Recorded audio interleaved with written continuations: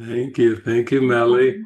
That's a beautiful, wide open heart invitation for everyone. Yeah. And I think you and lots of people who have not seen the movie today are going to really enjoy it. It's definitely from the heart. So, yeah, we could say that the ego belief in separation from God is like a fog. It's like a thick fog that seems to block the light of God and the light of divine love from our awareness. And so it's such a thick fog that we need lots of miracles, and we need to have daily miracles to begin to let the light beams shine through into our awareness so we can be inspired by the love that we truly are, that we have forgotten. And the 1960s were a very interesting time in human history. There were wars like we seem to have now. There was the Vietnam War. There was a lot of clash of ideas and ideologies, which is really just the projection of the ego onto the world. And the conflict that we've learned from Jesus is really it's just the belief in separation, and it brings about a split mind where the mind is trying to serve two masters, love and fear. But Jesus told us in the Bible, he said, you cannot serve two masters. Uh, you have to serve one. And so you might say that spiritual awakening is just learning to listen to the voice for God, the voice for love, and following it and allowing the fog to be cleared away so that only the light remains. And in that sense, everything in the world just reflects forgiveness, forgets, it just reflects the love that's deep within us. So, as a lot of you know, I remember back in the 1960s, I was just a young boy, but I think everybody here is somewhat aware of what I'm going to call the Beatles revolution. When the Beatles came on the scene in the 1960s, it was like a flood of love songs, and it just swept across the whole world.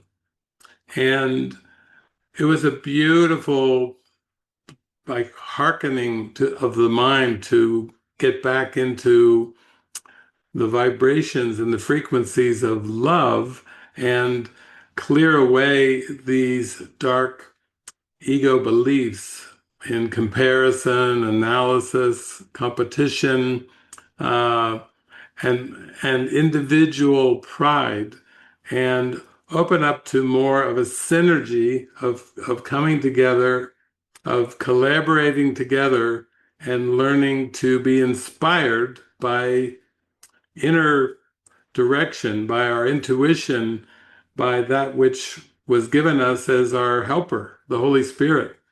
And so music is one of those ways, one of those vehicles that the Spirit can use very, very easily. And and yet, for all of us, we do need role models of seeing how this collaboration may work in daily living. Is it possible to come together spontaneously? Is it possible to have a free flow of sharing of ideas, almost like with flowers? A lot of you know, in flowers and various plants, there's something called cross-pollination. And for human beings, this cross-pollination is more the free flow of the sharing of ideas without limitation, without censorship. And this goes back, many, many centuries, even back to the days of the ancient Greeks and the Socratic dialogue. Socrates was believed that you could come together and you could have these deep dialogues of inquiry into the mind, deep into the heart of the matters, and come to a spiritual awakening based on clarification of open dialogues and discussions. So this Socratic dialogue is very important. Uh, when we come to the mid 60s, we can see that the Beatles are in full swing and they are putting out many, many love songs to the world by 1965. And what we see in the Los Angeles area of California, Southern California, we see a lot of bands that just started to migrate toward Southern California that were inspired by the Beatles. They just thought that looks like a cool way to have a life's purpose, to make a living, and to extend love and harmony. And so many of the groups that were just beginning to form in the mid 60s kind of migrated out to the Los Angeles area. And then they started to migrate to a particular part of Los Angeles in the hills and the canyon. And there was a particular neighborhood called Laurel Canyon where a lot of these groups started to buy houses and they started to move in to these houses and set up their studios in these houses. And there was, at this point, I would say the beginning of like a cross-pollination where it was a big, beautiful canyon neighborhood tucked in the mountains. And they just started to have jam sessions and practice their music and share, much like the Beatles came together from Liverpool and went through some early challenges and struggles, but then came through into becoming like prolific channels of love songs. So in the United States, there was already a very deep tradition called folk music. And folk music was very philosophical. It was very contemplative. It was based on inquiry into deep into the mind, like the ancient Greeks. And this music had a very rich tradition, and it had a certain style.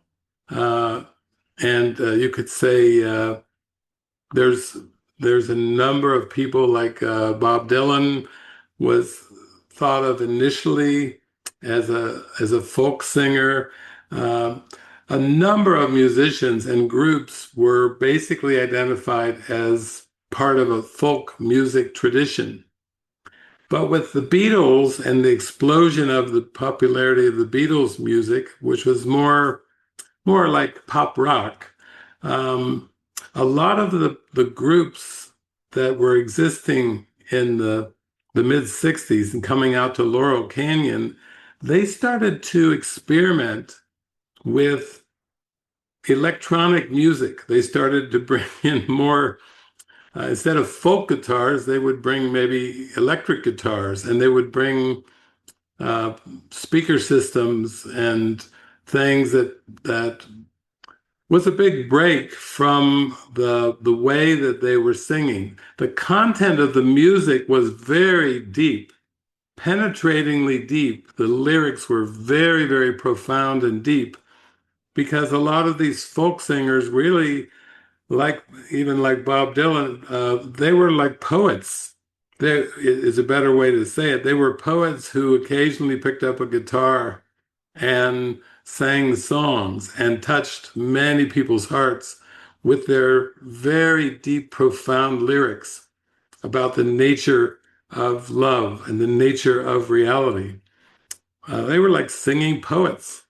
But then once they came together and they started to hear what was going on with the Beatles and listen to each other's music, they started to bring in a little more electronics into their folk style. And so this generated a whole new dimension to their music. And what I think is helpful in this movie we're going to watch today is you're going to see the potential of communication.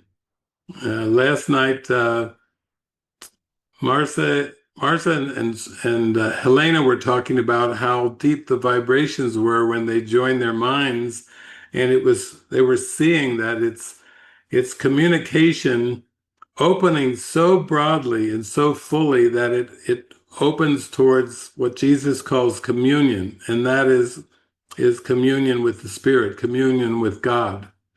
And that's the highest aim that human beings can reach, because as they go more towards divine communion with God, the personality self, the mask, it just starts to fall away and fade away. And the communion overtakes everything, because that's the natural direction of the mind, to be in communion with the source. And so with a lot of these musicians, they're just coming into this and they feel there's a deep vibration in the music. And then they start listening to each other's songs instead of just being holed off uh, in their houses and trying to generate their own music. They would spend hours listening to the Beatles, to each other's songs. They had the Byrds, the Beach Boys, Buffalo Springfield, just to name a few of the groups. But they would listen to each other's songs, and when the Beatles heard about this movement, they thought, let's go out there and visit. So the Beatles would come to California, to the Laurel Canyon vibe, and then um, they would listen to the music. For example, the Beatles listened to the Beach Boys, and then they would start to get inspired, and they would make an album that was inspired by another group's music, like the Beatles. We know they had Sergeant Pepper's Lonely Hearts Club Band, and there was a lot of albums they were coming out with. The Beatles were prolific, but they would spring off of each other.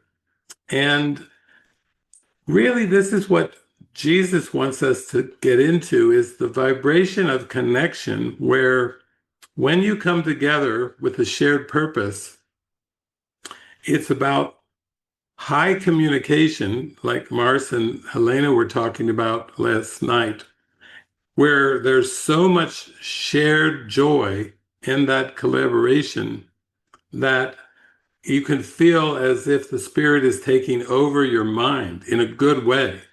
And Jesus is saying, yeah, you actually want your mind to be taken over by the Holy Spirit. It's it's not an invasion. It's like being engulfed in the love that you truly are. You want to welcome this high communication, but it's different than the individualistic ego attempts at communication, because the ego actually is quite threatened by communication, because it knows at some level that if the mind begins to truly open up and communicate, that the ego's days are numbered, that the ego cannot exist in the presence of full, open, authentic, transparent communication. The ego cannot continue to exist in that state of mind. Because what that full communication leads to is communion with the Spirit, which is the experience that there is no ego. In God, which is pure love and communion with God, then the mind comes back into its fully natural condition of communion with the source. So this is a very subtle and soft moving, uh, almost like a musical documentary that takes us inside the lives of these musicians, these groups that were beginning to uh, collaborate in huge ways in Laurel Canyon. Recently, I showed a video on Instagram of a group of children who were talking about how different society and the world is today in terms of um, cell phones and digital medium. And they said, remember the day when you would just lie out in the grass and look up at the sky and look up at the sun. Remember the day when you didn't have cell phones and when it wasn't rude to drop in and visit someone spontaneously instead of texting first. Are you available? Are you home? Are you open to a visitor? These were spontaneous, spirit-guided collaborations that were highly intuitive, but didn't need a lot of what we would call the technology of iPads, smartphones, and so forth, and computers. They basically relied on their intuition. In my early days when I traveled, I did not have a cell phone. I did not have a computer. I I did not communicate with people, therefore, with email addresses. It was very, very, very simple. It allowed me to be very intuitive because I used maps. I would get maps from AAA and I would open them in the car and look and feel where I was going intuitively, but there was no GPS, there was no smartphones. And then I traveled around, did many, many intuitive gatherings in many locations. And then as the years passed, people would say, yeah, you can come, we'll collaborate. But if we collaborate, I want to exchange email lists. And I would just say, oh, I don't have an email list. So they would say, what do you mean you don't have an email list? That's ridiculous. How can you do this without an email list? I said, it works fine. I have no email list. I couldn't exchange an email list because I didn't have one. They didn't believe me at first. They said, you just don't want to share with us. I said, no, I actually don't have an email list. I really don't. Because it was so intuitive. And I found that it was part of my mind training to be guided where I was supposed to go without what we would call today GPS systems. And oftentimes that involves stopping and talking to people along the route. And I had lots of holy encounters instead of having the GPS talking back to me in my car saying, make a legal U-turn at the next exit. I just had bunches of holy encounters with people. Sometimes they would invite me into their houses. Uh, I just had a lot of beautiful connections that happened, but it was all from intuitive guidance. And now in these modern times, it's almost like we can make a joke when we started using different smartphones and different technologies. It was only, I think, 2 or 3 years ago when I would talk to people and they would they were so dependent on texting that I actually at one point says, does anybody ever call anybody anymore? Because everything was texting and the thumbs had taken over. What I felt was just a way to have natural calls. When you have technology and you can do video calls, then I thought, wow, that's fantastic. But you can see where the ego has its own fear around communication. The ego is based on the belief in private minds and private thoughts.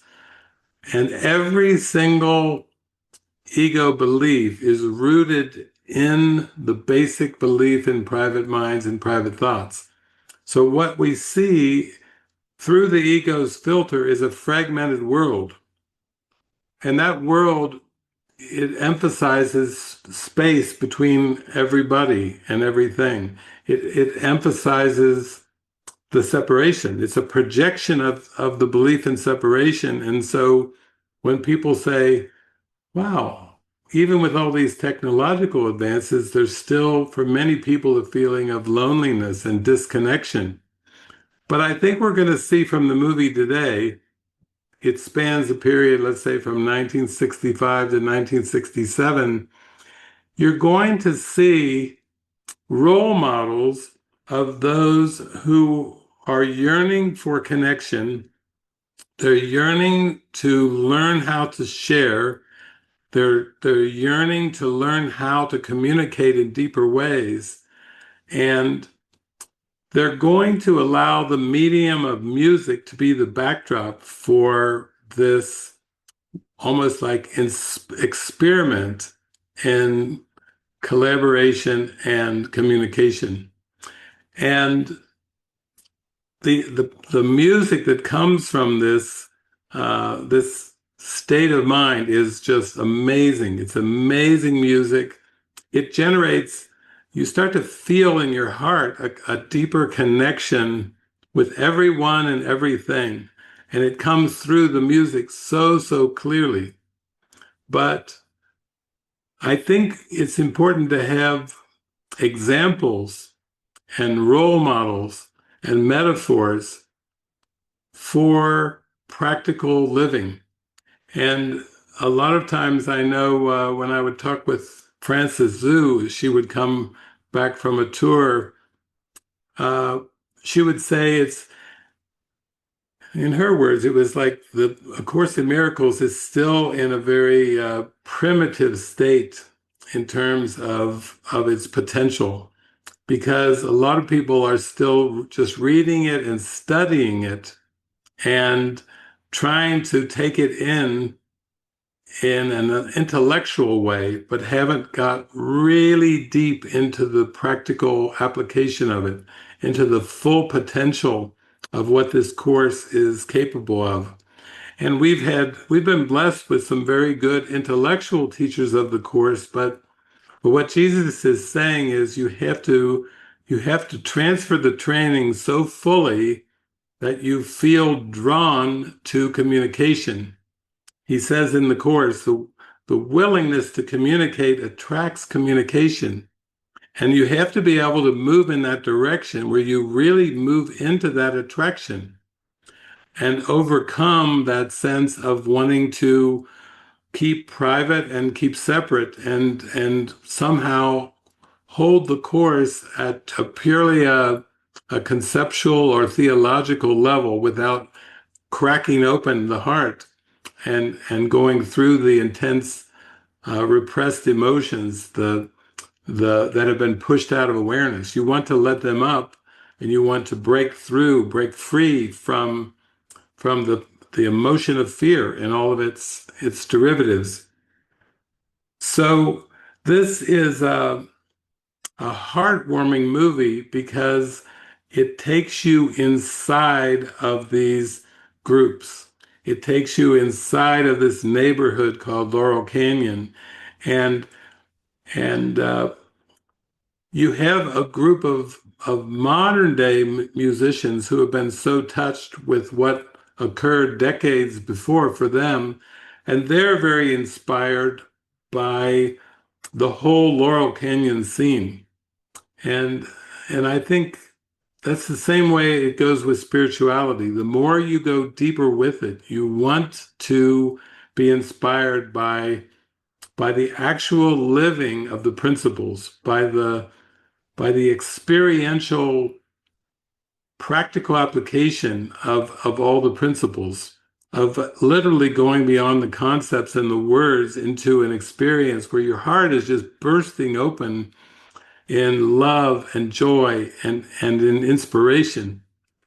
And a lot of us could feel that with the Beatles. We felt, wow, what is that? There's a whole new vibration, a new frequency spreading across the world when the Beatles came. And this is going to be a close look at Laurel Canyon in the LA area. It's going to show us really that same kind of vibe and how people are just swept in it and taken over by it. So they will come together in a natural way without an agenda, without an idea of how the day will unfold, with such simple open-mindedness that they end up having a lot of, we'll call them jam sessions. They just stop over to each other's house, have a jam session that can go on for many hours. And once they start to feel that deep love and connection in the jam session, they just let the music come through them and unfold. And then at some point, they record it. They are not moving to Laurel Canyon with the music industry in the back of their mind. It's more the music comes first. And for them, the commercial production and sale of the music is an afterthought. It's like it's just not the focus in their mind. They're not interested in, as a primary reason to make money from the music. There's something with the communication that's being inspired by the music that they're much more interested in than anything else. It seems to be washing away past patterns. It seems to be opening their hearts. It seems to be inspiring them to do new variations and new innovations in their music, which they hadn't previously considered. So I think this is a beautiful example of transcending the ego beliefs in pride, in competition, in ownership, in possession.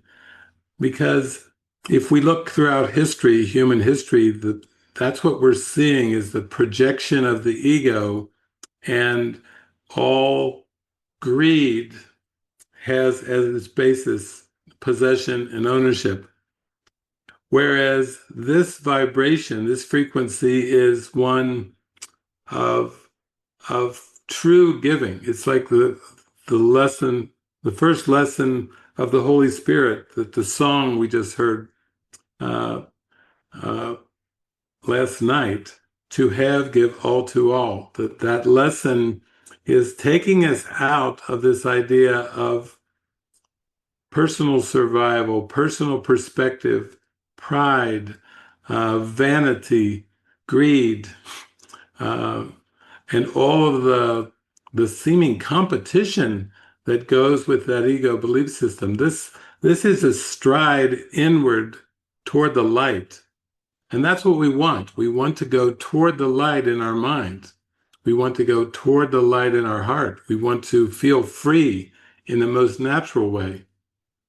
So I think this is a striking example of what is potentially there in every relationship that we have, where there's no agenda, there's no attempt to get something from another.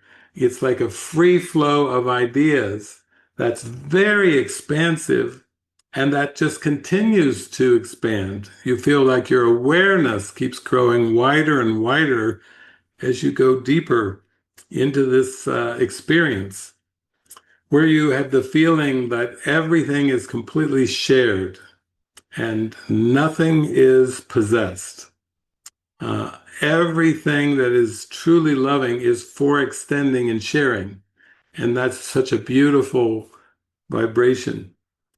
So this movie is it's hosted by Jacob Dylan, and it basically brings us more than just a bunch of songs from the era. We basically get to have a look inside at the openness of the hearts that allowed this music to come through, just like the Beatles had to be quite open to let all their love songs come through. It's the same thing with this movie. So I think we'll just sit back and begin and wait and really enjoy this experience of seeing the mind and the heart open wide through through music. So you can start to get the vibe that we're talking about here. You know, the entire cosmos and all of history is based on just one belief that you can invent yourself. And reality is based on the idea that I am as God created me. So the seeming variation of identities, of potential possibilities in time and space, it seems almost endless. But what Jesus is saying is, if you believe you can invent yourself, that's just a belief in your mind. But the world and the cosmos of time and space is the projection of that one belief, the belief that I can invent myself, the belief that I can make a self any way I want to. And you can see it reflected a little bit in the song, Go Where You Want to Go, Do What You Want to Do, that they're singing here. But when we tune into inner guidance, we start to realize that we have to take that wish to be separate, that wish to have a time-space, flesh identity, carnal identity. It can be given over to the Holy Spirit. And then the same song that they're singing becomes, go where you want to go with the Holy Spirit. Do what you want to do with the Holy Spirit, with whoever you want to do it with, whoever you're guided to do it with. This opens the door for collaboration. This opens the door for joining in the truest sense, for connecting into miracle. Because the miracle is the undoing of the belief that we are alone and separate. This world is based on the belief in private minds with private thoughts. And so this world is also based on the belief that communication is dangerous, because if you begin to truly communicate inspired communication, sharing ideas of the Holy Spirit, that is how you break free of the belief in a limited, tiny, individual, personal identity. So if you're going to go for God, Jesus says in the Course that the lonely journey fails because it excludes the one that it would find. That spiritual awakening is not an individual matter. Individuals are bodies, are projections of the belief that it's possible to invent your own identity. God creates in spirit, Christ is purely spirit, and Jesus was an example of returning the puppet to the Holy Spirit in the mind and saying, teach me how to give as God gives. And you can feel it in the music where they come together and they feel inspired. One group inspires the next, and then that group inspires another one. If the Byrds can have a hit, anyone can have a hit. All of a sudden, the limits of perception start to loosen. The limits of belief start to loosen, because the belief in private minds and private thoughts is also the belief in scarcity, isolation, lack. And true abundance is coming back into that unified awareness and connection. So you can see, when you perceive yourself as being separate from everything and everyone else, the motive in the mind, which is the motive of the past, is getting. individual achievement, individual accomplishment, uh, individual possession, uh, individual ownership. It's like the body is a concrete form, a representation, a symbol that the mind projected, the ego projected it out to represent separation. And the human being seems to exist in a world with many separate objects. And all of that is based on the getting mechanism, and all of that is based on lack, and all of that is based on the past.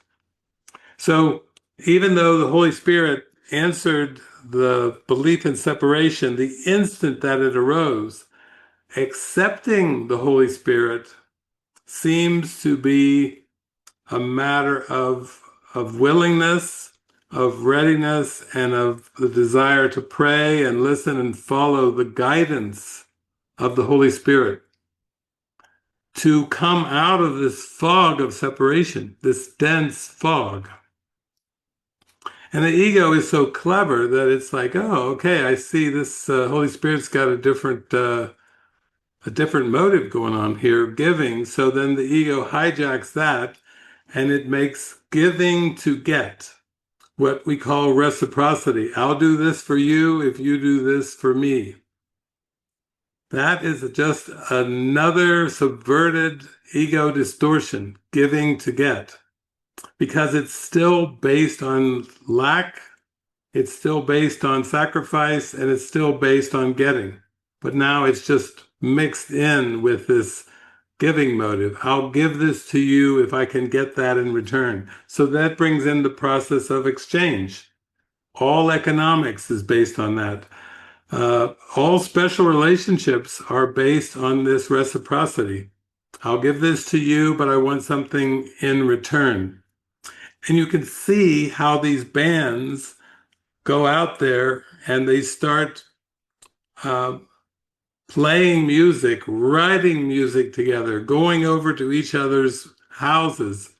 And we could see from the mamas and the papas, they were happy to get a record contract because that helps pay the bills. But the key thing I think with this movie is saying your primary motive has to be giving. If you have a giving heart, you are on your way out of this fragmented world. You will escape the ego through giving. God only gives. There's no reciprocity to God. Love only extends. Light only extends. Our true nature is just a being of light that just radiates and extends forever and forever and forever. And to start to approach that, we have to get into the giving mode, much like Helena and Marsh were talking last night about how when they were just joining, there was this really high vibration, and then ideas, as they joined together, just started to stream through for the evening session. Also, the song that we listened to that we opened with today, that was Marina and Helena joining with Suno and coming together to bring forth, to allow a song to come through that would be representative of the movie for today. Echo, their song was called "Echoes in the Canyon," and also the theme of the day, to have, give, all to all. So you can see that the main difference that we're talking about is not trying to change the form or lead with the form, not trying to find the perfect form, but it's coming into that inspiration of giving in your heart where you want to just share and extend. Some people do it through song, some through poetry, some through dance, some through speaking. It's just like you're saying, "Here I am, Lord. Use me. like Saint Francis of Assisi, Lord, make me an instrument of your peace. He's simply giving himself over to the divine and he's saying, show me the way. You show me how to extend. You show me how to give. You show me how to connect. And in that willingness, we are taken in the direction of the light. We are taken away from the mask of personality, the mask of ego individuality. We also see that when we join in prayer and we open to receive and extend in prayer, that it's a unified communication. You don't have different points of view in this type of prayer and communication. That's what makes it so easy. There really are not differences that you have to navigate. It's just merging in the prayer of the heart and okay, what wants to come through. And this is why Jesus says miracles are a collaborative venture. He really means it when he says miracles are a collaborative venture. He's saying the lonely journey fails. If anyone believes that spiritual awakening is purely individual, uh, then it will turn into a very long and difficult journey because time is friendly when used by the Holy Spirit, but time is dark when given over to the ego because the ego will use time, which it invented, to perpetuate its own existence.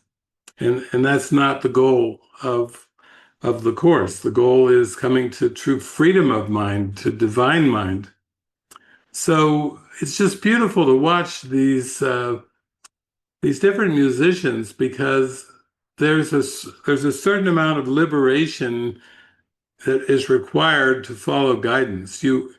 Ultimately, guidance will set your mind free. But at the beginning, when you're just accustomed to the ways of the past, you have to have faith to start to move in a new direction, to really tune in to the prayer of your heart and and give over that prayer really to the Holy Spirit and say, you know, Holy Spirit, you know what is best for me. Decide for God for me.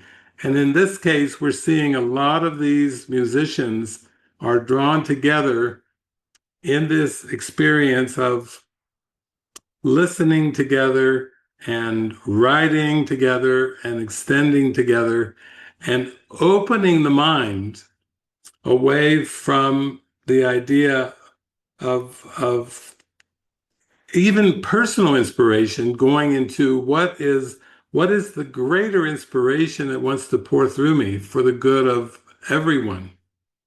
And it's a much broader prayer than personal inspiration.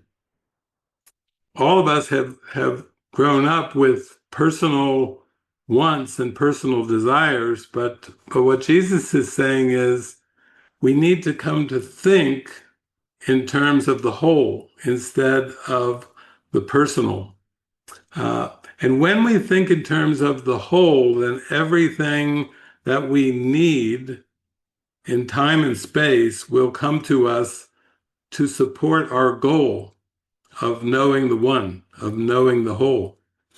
So it's just a fascinating exploration when you see that these bands are not coming together with a sense of making a separate identity, but they're more coming together out of a vibrational connection of how can we join together and make music together and share something that will be a blessing for everyone.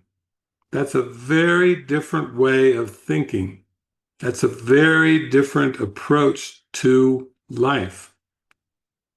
And your heart begins to open up so much that what they're calling, they said, well, there was a lot of coincidences.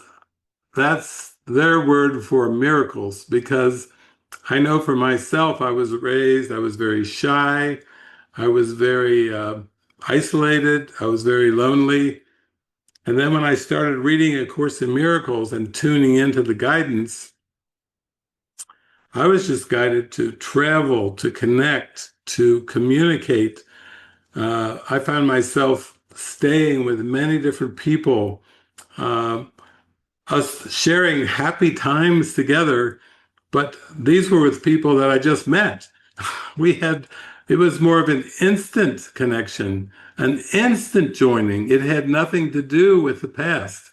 It was more just a guided way of connecting, to feel my heart open, to feel the expansiveness that was truly available. And and then it makes you feel like you want to wake up every day and just see what miraculous connections will come from the day under the Holy Spirit's guidance, under Jesus's guidance.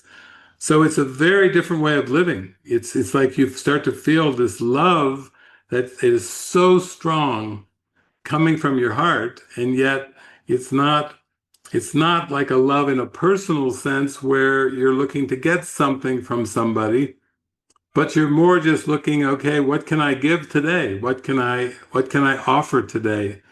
How can I bring a blessing to everything and everyone? That starts to be your motive. That is your purpose, your guiding light for everything.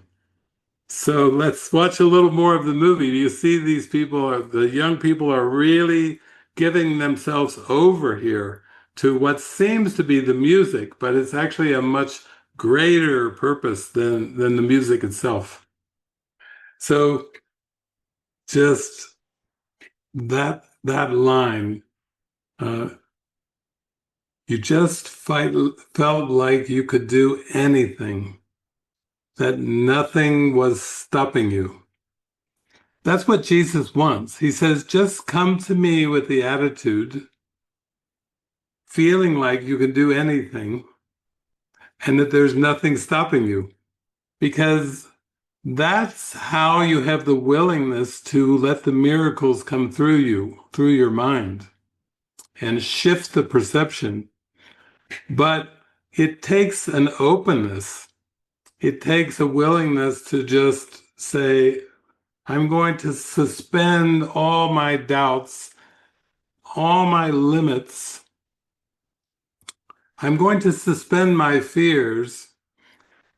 And Jesus says miracles cannot be performed in the spirit of doubt. If there's doubt and fear, basically Jesus says, you are useless to me if you are in fear. You are useless. Miracle workers have to be able to suspend the fear and the doubt in order to open up and say, use me. Because this is not about doing something to build the mask or maintain the personality. This is about the undoing of the personality, the undoing of the identification with the mask. But you have to have that openness to really come in from a state of calmness, because when your mind is calmed down, then you can be used for miracles. And you can be used a lot for miracles, but they cannot be performed when there's fear and doubt. So he's asking us to suspend that. And we do that with our willingness. We have to really be willing to say, okay, here I am, Lord. I'm willing to be used in a much broader way than anything based on the past. You have to realize that this world is learned. Everything about this cosmos is learned. And Jesus says, you just kept learning this world of time and space, and you never paused to doubt what you were doing. You just kept at it. You like steamrolled. More learning, learn more, learn more. Jesus is like, whoa, stop, stop, stop, reverse, reverse, unlearn. It's time to unlearn the world. It's time to unlearn everything that you've ever believed. It's time to unlearn every role that you've ever played. It's time to say, Holy Spirit, be you in charge. You know how to use time and space to help me disidentify from this body personality self to you know how to use my skills and abilities that I've developed in an ego sense, but you can use them to unwind my mind and free my mind from the past belief, past thoughts. And the past is so thick. It's like a very thick fog. And what is this thick fog based in? Attack and defense. Jesus is saying, when you collaborate, when you join and are used in collaborations, you are not in attack and defense mode. You are literally lifted out of attack and defense mode, so you can truly shine your light. You can truly extend the love without restrictions, without rules. If you look at the mind that's asleep and dreaming, you can see it's just filled with ego laws. They aren't real laws. Everything the mind believes that's based on fear is not a real law, because Jesus says love is a law without an opposite. Love doesn't have an opposite. You don't have to figure out love because it's a law without an opposite. But you do have to be willing to let go of everything that you've seen as a purpose for your life. The purpose of forgiveness is completely different from all the purposes that the ego made up. And believe me, the ego made thousands and tens of thousands of purposes for the body and for the world. The ego sees the body as an end and the mind as a means. Jesus says, that's not going to work. You have to see your peace of mind, your present peace is the end, is the goal that we're going for. And the body is the means. You have to let your mind take back the power that it has and always has had, and you have to start to let the Holy Spirit use the body and the world, the symbols of the world, to channelize and serve that inner freedom that comes from aligning with spirit. So it's beautiful in this movie because we're seeing there's always like a focus. The music's the backdrop. But like Stephen Stills was saying, we would just go over to people's houses. We would stay for hours. We would mostly talk. And then the music would emerge. The music was like a backdrop, a shared purpose. It was a way of extending, but basically there was a desire to just connect and communicate.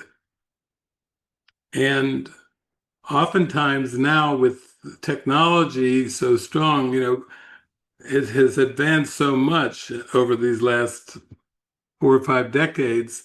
There's been an explosion of technology, but there also seems to be the ego using the technology for isolation. And the ego will try to use the technology to isolate instead of to connect and join. Here we are all on Zoom together, watching a movie together, but we have a purpose. We have a different purpose. It's for joining, it's for connecting, it's for expanding, it's for soaring, it's for soaring in happiness. We now take it as a possibility that we can actually soar. Our mind can keep expanding and expanding in awareness, that there's a free flow, a sharing of the ideas. And before, they used to have guitars and drums and all kinds of instruments. They had recording studios, as we've seen, and they played in houses. But now Suno has it all. All you have to do is come up with some ideas for your song lyrics and everything, and then Suno just gives you lots of variations, and you have to see which variation resonates with you. it's it's all the connectivity, the tuning in. People have to start to see Suno as like an instrument of the Holy Spirit that can be used to bring through amazing songs that stir your heart, that move your emotions, and that take maybe uh, 1/100,000th of a time that it took with all these collaborations with recording studios and houses and instruments, and it all is collapsing. The time is collapsing. It could just be used in a very inspired way. But that's the joy of the miracle. Miracles collapse time.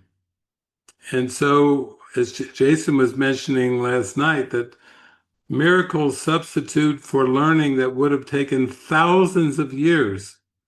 So it's very exciting to give yourself over to this new purpose of unlearning everything that you've learned, of following guidance in a way that you never believed possible, of just totally giving yourself over to the Spirit and saying to the Holy Spirit, have your way. You are the way, so have your way. Have your way with me. Let me merge with you. Let me be used by you in a way, just like in a symphony orchestra. The conductor is using all the seeming separate skills and abilities of all the orchestra, but it's all part of a beautiful merge we call a symphony. And even during the symphony, there's a crescendo where it all reaches a peak. And that's very much what's going on with the mind. So let's watch. We're getting a vibe here from the way that everyone is living here in Laurel Canyon. So we love it. We love to listen to music. We love harmonies. We love to hear the voices blend together. And these are very miraculous because harmony is natural for our state of mind, the way God created us. But when you look at the ego, you start to see that the ego is the belief in private minds, private thoughts, and the ego has many, many preferences. And you can see, even whether it's band members or it's partners or it's families or it's churches or groups, it's the ego's goals and the ego's preferences that try to always sabotage the harmony. We love the harmony feeling. We love how it sounds when everything blends together. It feels very natural for us to be harmonious. But we have to realize that behind all of the conflicts, behind all the seeming dramas, behind all the clash of ego preferences, Jesus is back in our minds saying, you have to come back to me. You have to come home to the light. You have to question every value that you hold. Like one of the Byrds songs, they wrote a song called Questions, and it was very deep and philosophical. And Jesus is saying the same thing in the Course in Miracles. To learn this course requires willingness to question every value that you hold. Jesus is a big fan of self-inquiry. Go inquire into your mind. Don't just stop at the emotions. Don't just stop at the dramas. Don't stop at the perception of conflict. That's not God's will. Drama is not God's will. Conflict is not God's will. Personal, individual, egoic preferences are not God's will. God's will is for perfect happiness. It's for the divine harmony of spirit. So we can see that this world offers many, many opportunities to go within and and really tune into your heart, to your intuition, and really live by that. And then as you really pray for this, when you're praying to live a harmonious life, a graceful life, a simple life, a life that is in alignment with Source, then you draw forth the witnesses to that state of mind. And as that continues, as you keep drawing forth the witnesses that are, I'll call them reflections of that divine love within, and you start to feel that harmony and that oneness, that it starts to be more on a consistent basis, then you start to approach what Jesus is calling the real world.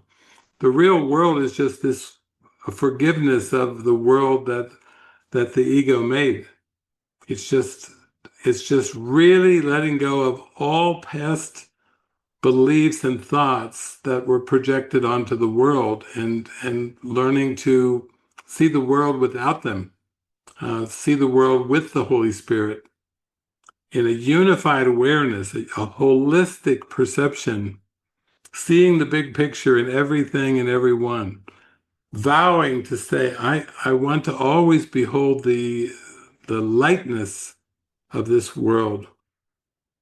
And Jesus is saying, yeah, that's it. Under the Holy Spirit's teaching, you will travel light and journey lightly. How do I find this lightness? It's by saying, I don't want to invest in the past anymore. Past learnings have shut down my perception. Past learnings have clouded my perception. Past learnings have limited my awareness and my mind. I'm not willing to give my mind over to those anymore. And you can see how this movie is showing how natural it is to collaborate. Did they have ego flare-ups? Of course they did. Did they have disagreements? Of course they did. This is well documented. Even with the Beatles, there was a lot of disagreement that came up all the way through their years together before they seemed to split. And even when bands split up, partnerships split up, families split up, we have to remember that everything is working together for the good of coming into that harmony again. Recently, I had a woman who wrote to me, her husband of 40 years passed away. Her daughters decided not to speak with her and broke off communication. She lost her job. She went through all these things that seemed to be a falling apart or a falling away of everything that she had put her faith in for many, many years. And then she wrote to me again this morning saying what she had said in an email or a message from several days ago, that she felt this bubbling joy starting to come up. Very surprising that when she felt in her lowest moment, her devastation, she felt this inner joy that just started to unexpectedly rise up. And she wrote to me again today just saying, wow, it's real. It's happening. I'm so grateful. And now she said, I've started, along with the inner joy, I'm starting to hear this inner voice. She said, for the first time in my life, I'm hearing Jesus speak to me. And she's thrilled. She's just like it's a new life. Everything is turning brand new.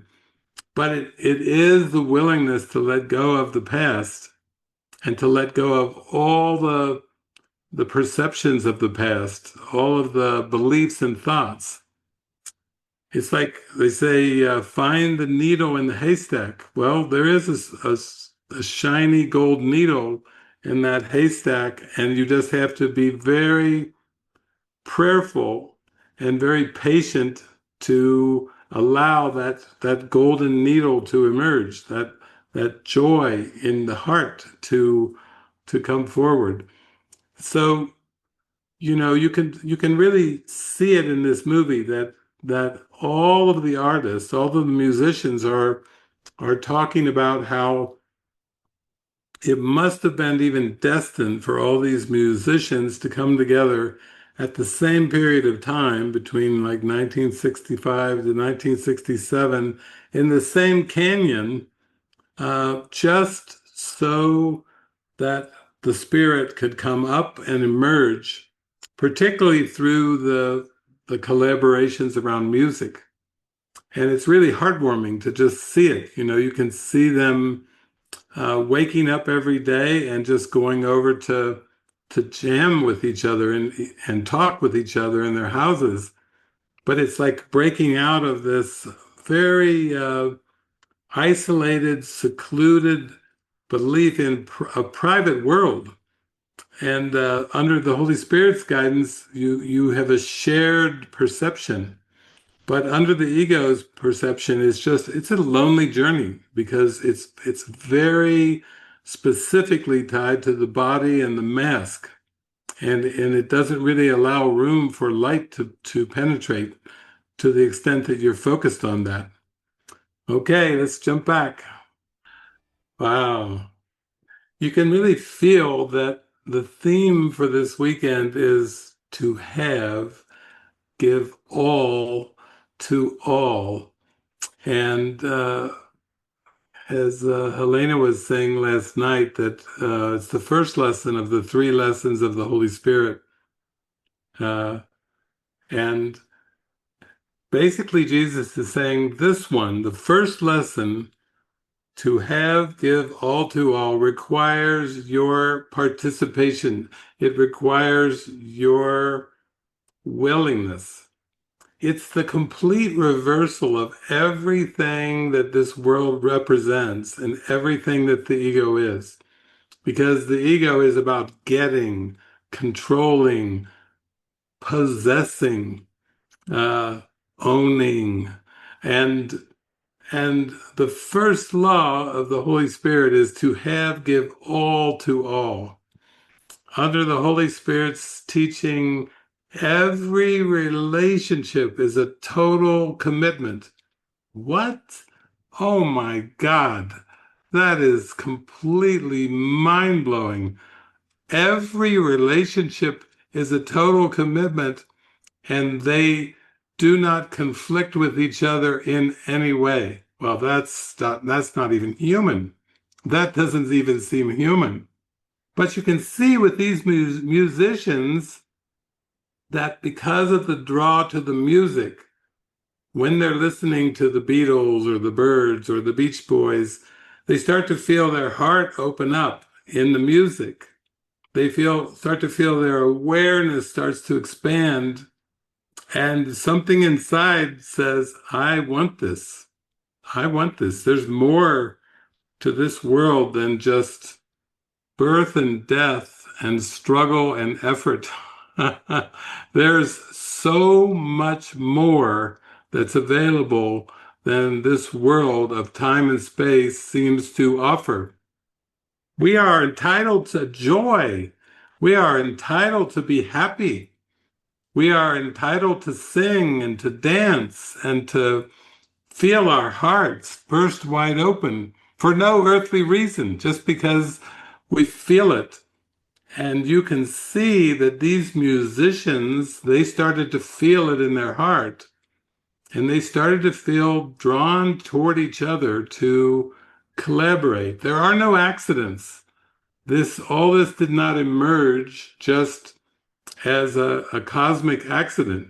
The Beatles and all the love that they sent through was not an accident. And a lot of times people think of all these spiritual practices, meditation for long hours and everything. But look at the Beatles.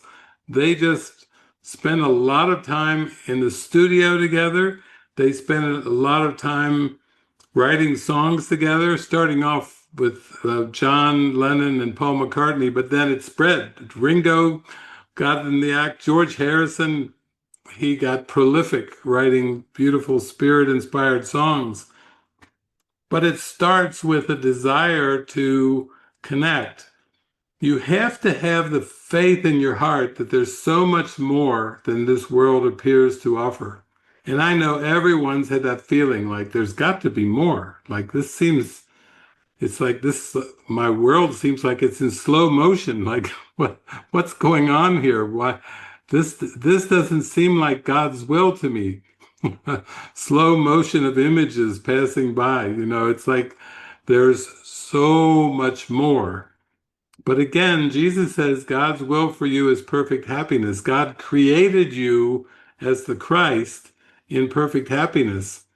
And now you need to let yourself be taken away by the Spirit, taken away by the music, taken away by the inspirations. Take the limits and the parameters off of what you believe is possible and begin to connect and collaborate and just trust that as you collaborate, more collaborations will come and even more. There will be more invitations.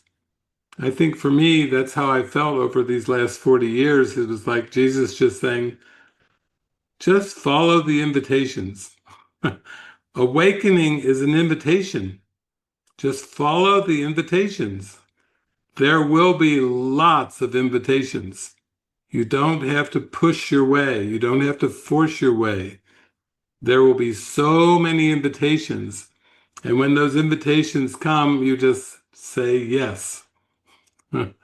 Like Jason was talking about and Jeffrey on Friday night, they were invited to go to these prisons in Ohio and three different parts of Ohio, and they saw it as an adventure. Uh, you go there with prayer, with preparation, and you show up with a desire to be truly helpful. But you leave that to Jesus, how that's going to play out. You can't arrange everything in terms of the miracle and the holy encounter. You just show up with a big heart, and maybe in your heart you're praying, I want to be used. Please use me. I want to be truly helpful. Please bring joy through me with whatever is going to show up. And then that's how it goes. So, wow, I just like the sense of recognition. It's like the musicians almost recognized each other. One of them said we were going one street in one van and we saw them going in the other way. We stopped, we got out, we talked, we formed a band, Buffalo Springfield, out of two vehicles going two different ways on a street. It was guided, it was given. There was a lot, there was a purpose underneath it. So you start to get away from this idea that there are accidents. There are no accidents in God's plan. And when you begin to open your heart up, you really see that there's a huge invitation there. And then you just go down the rabbit hole with that invitation.